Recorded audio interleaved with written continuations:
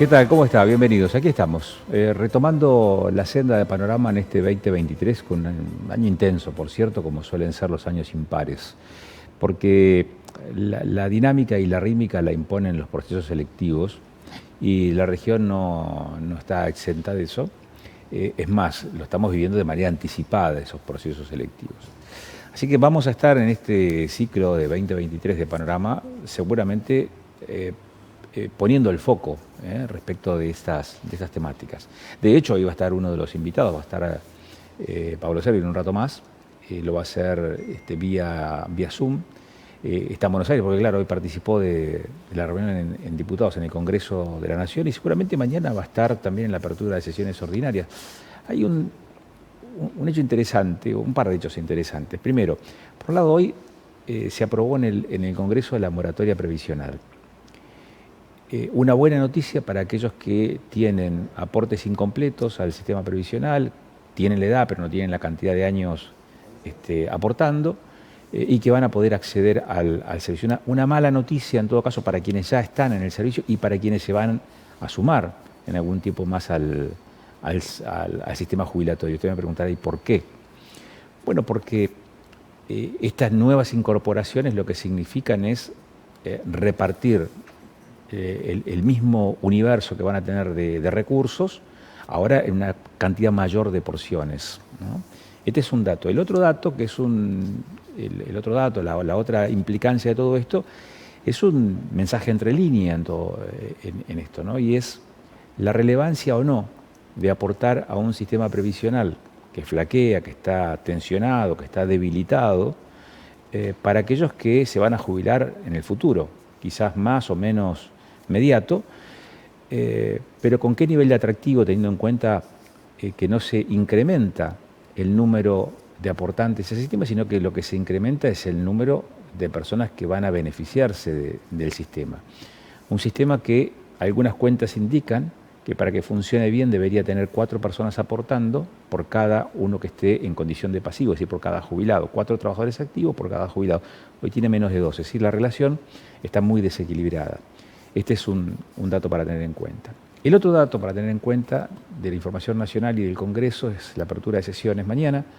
Va a estar parte de las organizaciones sociales, las organizaciones piqueteras, conocidas como tal, afines al gobierno, después de una actitud veleidosa en las últimas horas respecto de si iban o no iban, y finalmente lo hacen, en respaldo a la figura del presidente. Y hay otro dato, es que van a estar, no todos, pero sí 2 de los 4 integrantes de la Corte Suprema de Justicia, teniendo en cuenta la fuerte tensión que hay entre el poder político y el poder judicial, por lo que ya sabemos y que está pasando en el Congreso. Esta es parte de esa realidad. En nuestro territorio, mañana estará la apertura de sesiones en la legislatura neuquina, y allí vamos a conocer, vamos a conocer el último de los mensajes del actual gobernador en ejercicio, que es Omar Gutiérrez. Así que bueno, de eso vamos a estar charlando seguramente en las próximas jornadas. Hablamos de la Corte, hablamos de justicia, y vamos a hablar de la justicia en nuestro suelo, en el suelo neuquino. ¿Cómo están las cosas planteadas? Puede ser una pregunta muy genérica, pero esas preguntas disparadoras como para ver por dónde arranca la charla.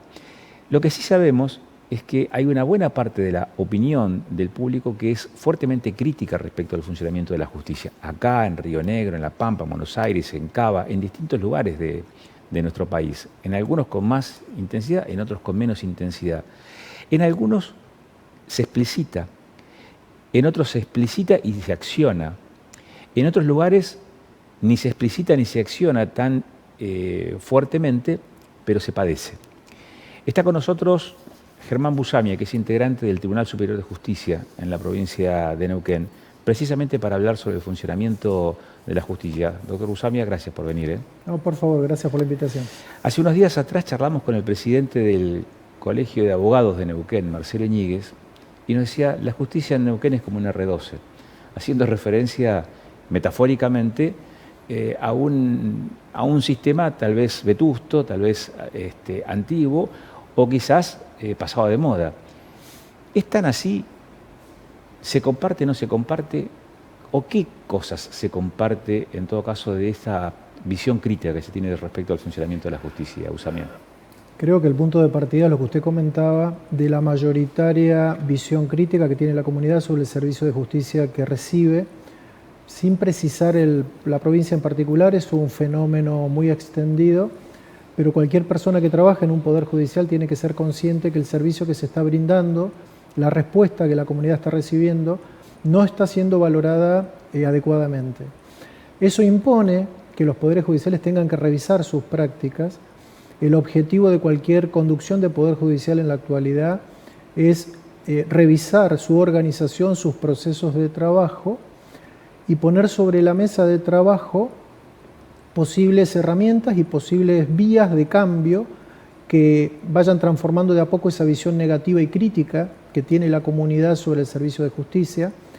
Seguramente un componente importante será el que usted señalaba de poderes judiciales que siguen con una organización que debe ser actualizada en cuanto a organización, en cuanto a recursos, en cuanto a aplicación de herramientas tecnológicas y también sobre todo con la regulación de los procesos que nos viene de unas cuantas décadas, que son todos los frentes que se encuentran abiertos en este momento en la provincia de Neuquén, pero para poder hacer una revisión absolutamente completa e integral, porque abordar solamente uno de los aspectos posiblemente no conduzca al resultado que se busca, que es mejorar el servicio de justicia. La ciudadanía no conoce en detalle y posiblemente tampoco le interese el detalle de cómo se trabaja puertas adentro del Poder Judicial.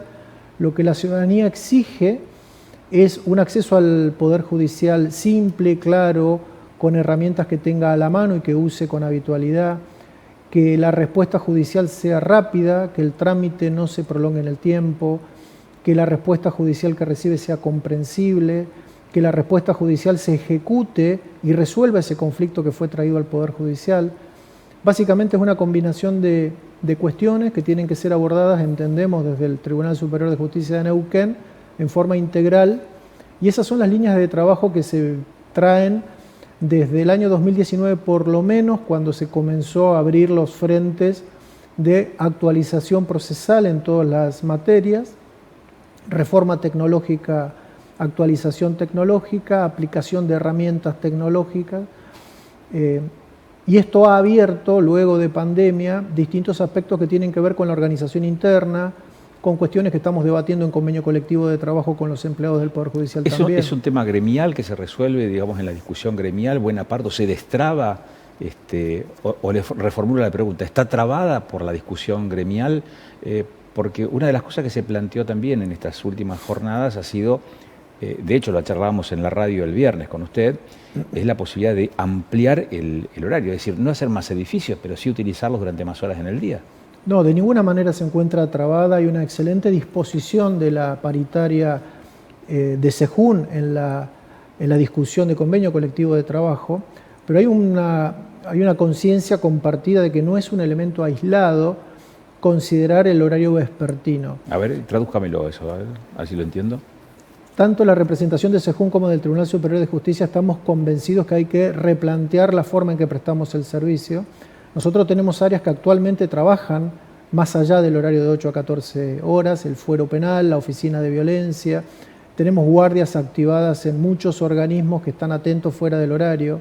Hay una figura que es fuera del horario, una extensión de horario.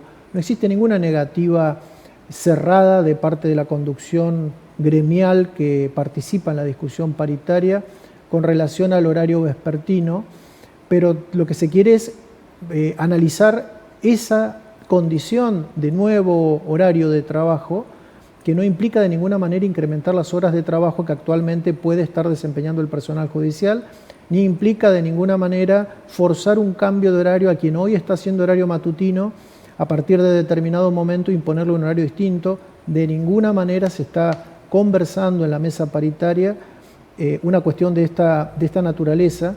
Se están ensayando y se están analizando distintas opciones que entendemos que pueden mejorar el servicio, un poco por lo que usted decía. Claro, ¿eso quiere decir que la justicia podría estar abierta desde las 8 de la mañana hasta qué hora? Estamos repitiendo en distintos ámbitos que el horario de 8 a 14 podría sumarse otro horario de 6 horas y extenderse de 8 a 20. Por eso hablamos de que podría haber un equipo de trabajo que trabaje de 8 a 14 y organizar un segundo equipo de trabajo que trabaje de 14 a 20 horas. Esa es una expectativa cuando hablamos de dos equipos de trabajo que de ninguna manera tampoco implica duplicar la dotación de personal que el Poder Judicial tiene hoy distribuido en toda la provincia. Por eso digo, no es una situación que debe ser analizada en forma aislada, porque la cantidad de personal que termine necesitando el Poder Judicial de Neuquén para este nuevo servicio de justicia que desea, un servicio de justicia mejorado que desea comenzar a prestar, va a resultar de la combinación de varios factores. Tiene que ver, cuando determinemos los nuevos procesos de trabajo, qué personal se va a necesitar para llevar adelante estos procesos de trabajo, con el aporte de tecnologías que faciliten la conexión o el diálogo virtual que existe actualmente entre abogados, peritos y los operadores judiciales. No estamos en condiciones en este momento de dimensionar cuál sería el tamaño de dotación de personal que va a necesitar el Poder Judicial, pero de ninguna manera entendemos que el crecimiento demográfico que tiene la provincia, que impacta en la necesidad de servicios de justicia, se puede replicar en una expansión lineal y horizontal de personal, más establecimiento, más computadora. A propósito de lo que acaba de mencionar, el censo indica que en 10 años la población creció un 30%, pero el padrón dice que en 2 años creció un 10%, es decir, que se concentró buena parte de ese crecimiento en estos últimos 2 años. Y el sistema judicial no ha experimentado el mismo crecimiento. Usted me dice, no es lineal, es decir, no porque aumente la población tenemos más nivel de conflicto para resolver en la justicia. Es tan así porque la población probablemente siga creciendo. Sí, eso es inexorable, y si uno va replicando los ejemplos de otras provincias con mayor población y ve el tipo de poderes judiciales que tiene, hay una relación entre población y tamaño de poder judicial, pero insisto, bajo la forma de trabajo tradicional o clásica, que es la forma criticada y la forma que se quiere alejar los poderes judiciales que están en proceso de transformación. Pero el dato de Neuquén es muy importante, porque el dato de Neuquén duplica el promedio nacional.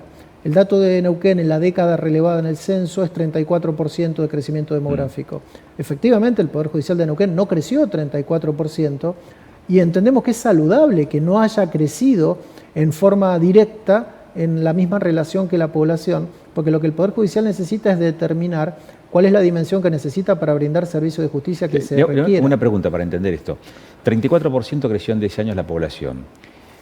El número de causas, es decir, el número de hechos que llegan a la justicia para ser dirimidos por un juez, ¿creció en la misma proporción? Depende del fuero. ¿Por qué? Porque la litigiosidad se va manifestando según los conflictos que van ocurriendo en una sociedad, y cada sociedad, en cada provincia y en cada ciudad tiene una litigiosidad específica.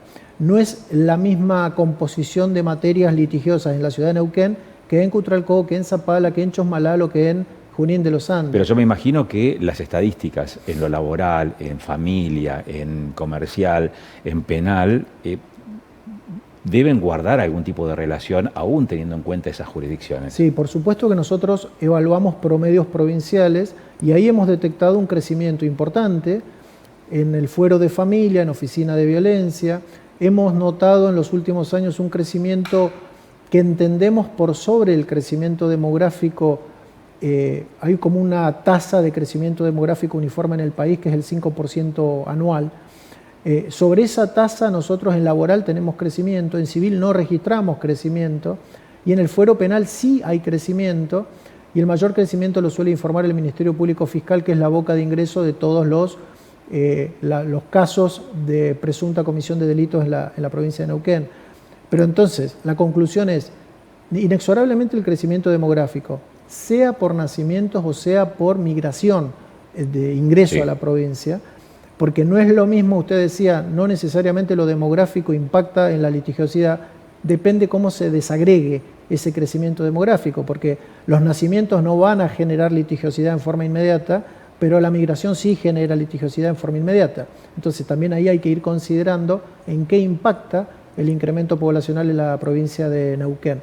Pero nosotros estamos muy encima de los números y viendo qué mensaje nos muestran esos números estadísticos de la composición de materias del Poder Judicial de Neuquén, y cada materia tiene una regulación específica en los trámites, y eso también genera la demora en la respuesta judicial, Eso es lo que genera la iniciativa del Tribunal Superior de Justicia de actualizar los códigos procesales en cada materia, porque acá, lamentablemente, como están las regulaciones por la especialidad de cada rama, no hay un único código procesal que modernizado pueda ser aplicado a todas las materias, a todas las ramas. Cada uno tiene especialidad, por eso se suele destacar la iniciativa provincial desde el año 2014 en el fuero penal, pero la materia civil, comercial, laboral, de minería y de familia tiene casi 50 años de vigencia. Claro, yo me imagino que en el foro laboral, en donde interpreto que no hubo modificaciones en cuanto a la cantidad de juzgados, en cuanto a la infraestructura de ese ámbito de funcionamiento de la justicia, con las migraciones producto del asentamiento de más familias en Neuquén, a razón de 6, 7 familias por día en Neuquén, en busca de horizontes laborales, probablemente los litigios laborales en ese ámbito son mayores. Eso es ahora, así. La infraestructura no acompaña ese crecimiento. No, eso efectivamente es así. Tanto las migraciones concentradas como las fluctuaciones en política económica impactan directamente en el fuero laboral. Hay un crecimiento de la litigiosidad porque los demandados en esos conflictos suelen no estar en condiciones o decidir no pagar las indemnizaciones que correspondan o los salarios que corresponden del modo que corresponde. Todo eso impacta judicialmente. También hay un tiempo entre que surge el conflicto laboral y que se inicia esa demanda. También nosotros tenemos registrado que en el corredor que podemos identificar como San Patricio del Chañar, Anielo y Rincón de los Sauces, donde hay mayor concentración de actividad económica estacional, si se quiere de alguna manera, por la actividad hidrocarburífera, también se registra mayor necesidad de servicio de justicia en una tasa que es superior al resto de las tasas que uno registra en el resto de las ciudades de la provincia. ¿Y por qué no se mueve entonces la estructura judicial en ese ámbito? Porque normalmente las reacciones de la organización judicial son más lentas del análisis de los datos. Nosotros tenemos relevado, de hecho en los 2 últimos presupuestos judiciales, una línea de política judicial que se planteó la legislatura en la aprobación del presupuesto fue el refuerzo de infraestructura en Anielo con una construcción de un edificio donde ya no es solo mejorar el edificio del Juzgado de Paz de Anielo, que es la única instalación judicial que tenemos, es ya ir avanzando hacia un centro de servicios judiciales que pueda alojar al Juzgado de Paz, pero que también tenga una oficina del Ministerio Público Fiscal, una oficina de la Defensa, una oficina del Servicio de Mediación Judicial, una oficina del Servicio de Mediación del Ministerio Público Fiscal también, como un conjunto de servicios judiciales que puedan ir canalizando la litigiosidad que se va generando en esa comunidad, porque también es indicador en las ciudades importantes donde no tenemos cabecera de tribunales, toda la litigiosidad la concentra el Juzgado de Paz. Entonces es importante ir leyendo qué tipo de conflictos ingresan a esos juzgados de paz, y el indicador más importante de los juzgados de paz en el interior es el de cuántas denuncias reciben de violencia familiar. Ahora, ¿por qué usted habla digamos, como si estuviese en la etapa diagnóstica, ¿no? de las características que tiene hoy el sistema judicial? Bueno, ¿qué ha pasado con los mismos diagnósticos de hace 3, 4 años atrás que implicaban también la adopción de medidas?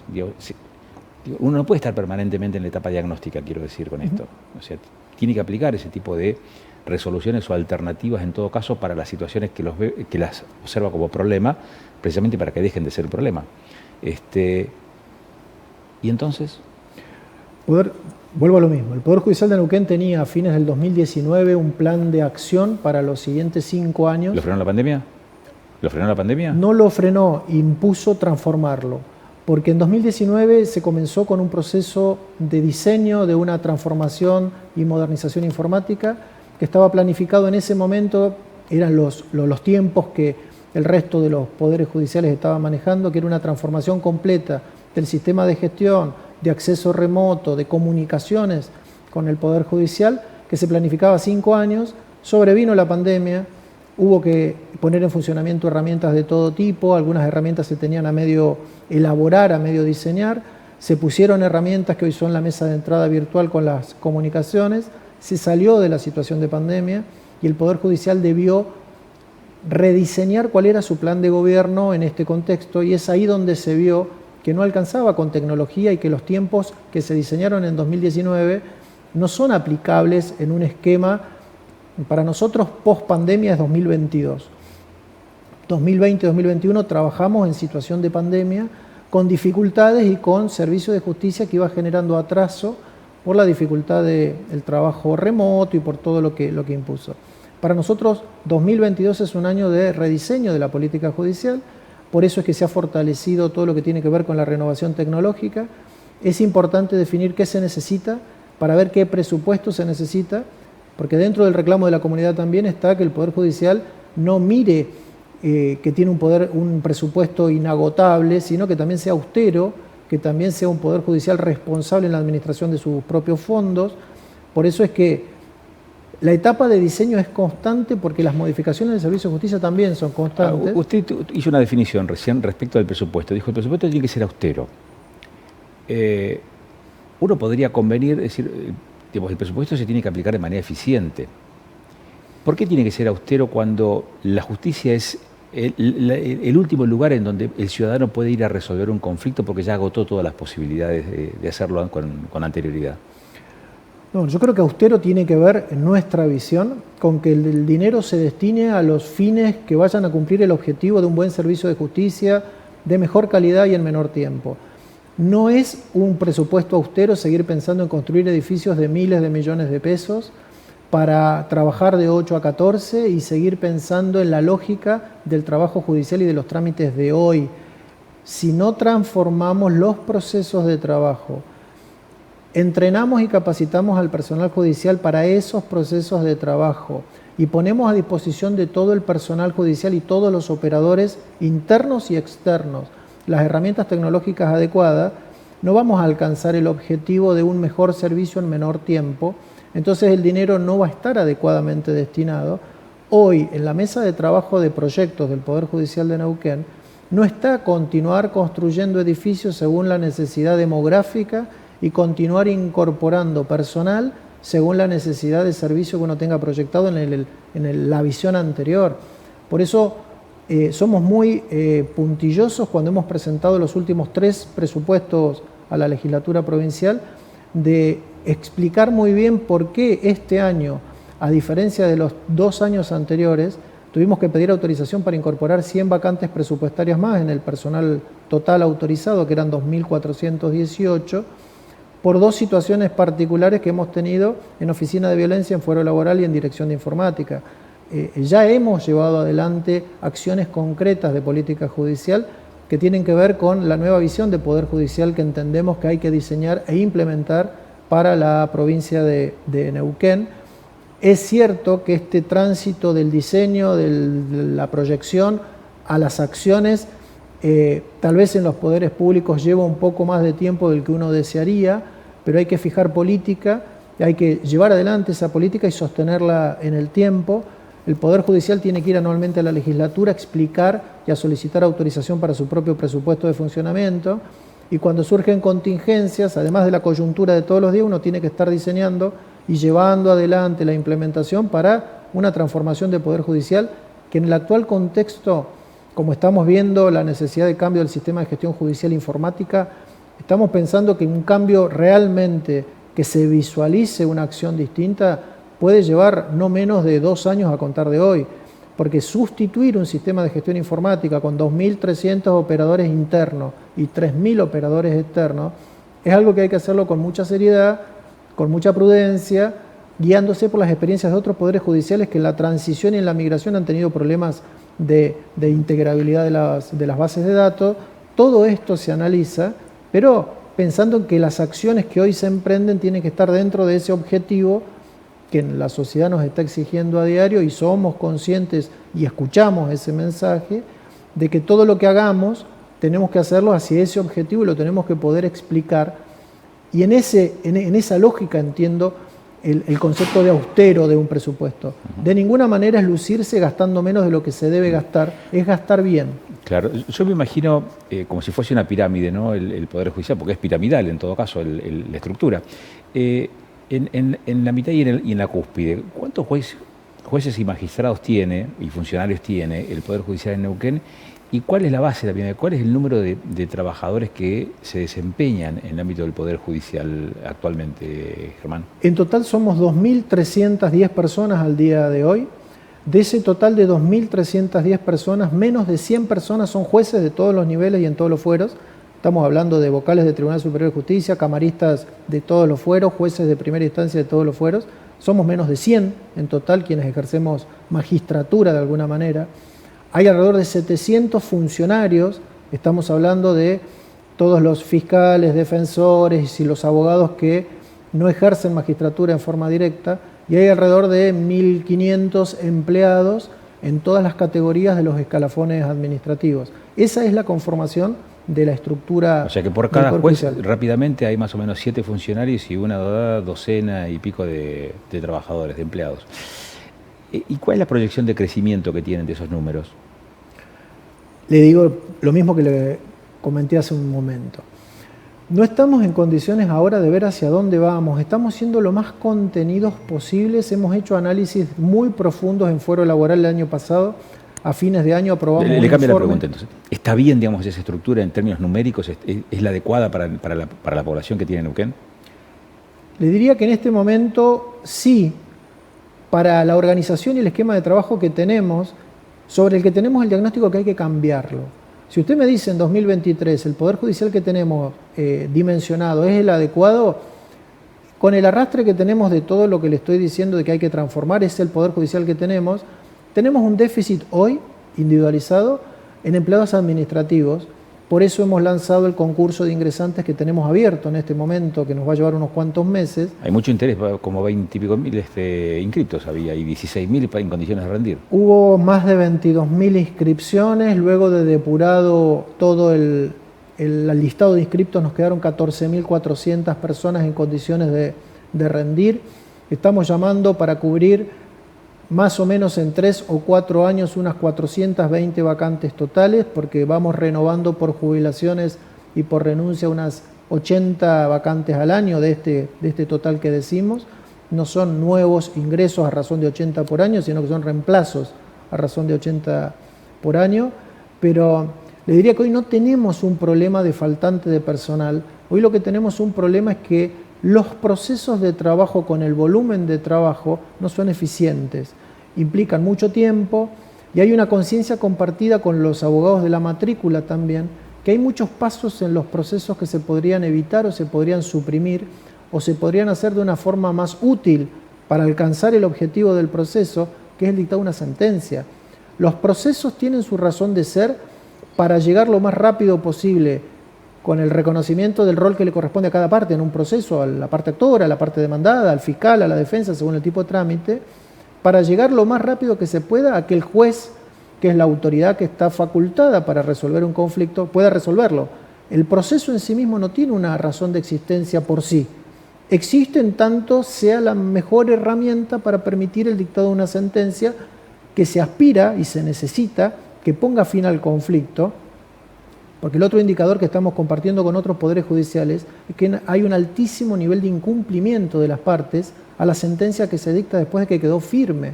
Entonces eso también de alguna manera es algo que alerta a los poderes judiciales, porque el conflicto no se soluciona.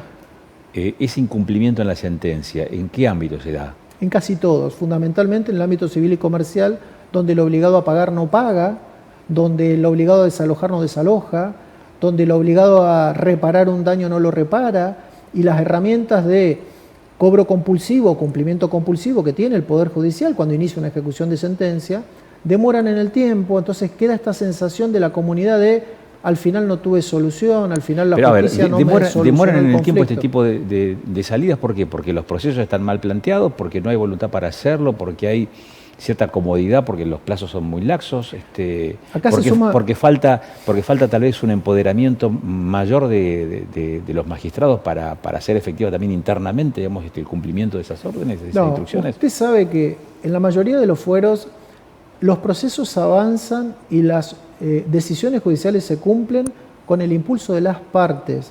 En el proceso en lo civil. Bueno, en civil, en comercial, en el que tiene un volumen importante, esas decisiones se toman siempre y cuando las partes realicen lo adecuado. Y ya no se trata, en mi opinión por lo menos, exclusivamente de una cuestión de abogados, de funcionarios judiciales, sino que ya es una cuestión cívica.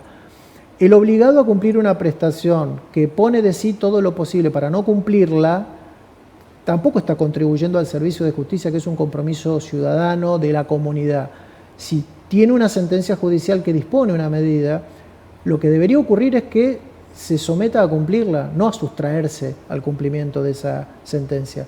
La norma es que todos los condenados o los obligados por algún tipo de pronunciamiento tratan de tomar la etapa de cumplimiento como una nueva etapa de debate, y nosotros mismos en el Tribunal Superior de Justicia, que es una instancia que analiza derecho de los conflictos solamente, recibimos muchas más causas de las que deberíamos recibir, porque se va generando una litigiosidad absolutamente innecesaria al solo efecto de tratar de no cumplir una condena que se ha dictado en primera instancia y se ha ratificado en la Cámara, porque también está instalado que hay que ir hasta la última instancia posible, cuando deberíamos hacer un poco de educación cívica también, diciéndole a la parte que tiene que observar la sentencia de primera instancia, que es el juez que analizó, que dirigió ese proceso, y que si quiere una revisión completa de los hechos y del derecho de ese conflicto, lo hace la Cámara de Apelaciones.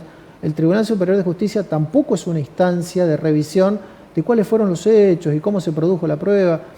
La regulación del régimen legal recursivo neuquino hace que el Tribunal Superior de Justicia tenga exclusivamente a su cargo la revisión de los incumplimientos normativos, no cómo se produjo la prueba o la misma repetición de argumentos, y esto prolonga en el tiempo el cumplimiento de la sentencia.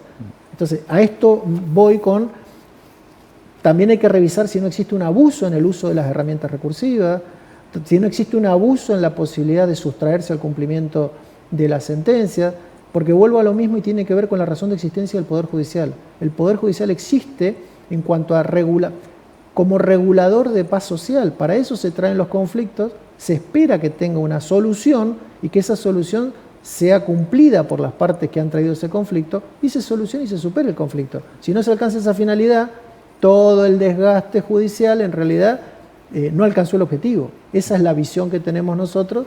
Por eso es que desde el diseño del proceso a la sentencia y al cumplimiento de la sentencia, entendemos que hay que prestarle la misma atención para que el servicio de justicia tenga esa finalidad de componer la paz social. Usted decía, ¿a dónde voy a ir si no al Poder Judicial cuando no he logrado resolver el conflicto en forma directa?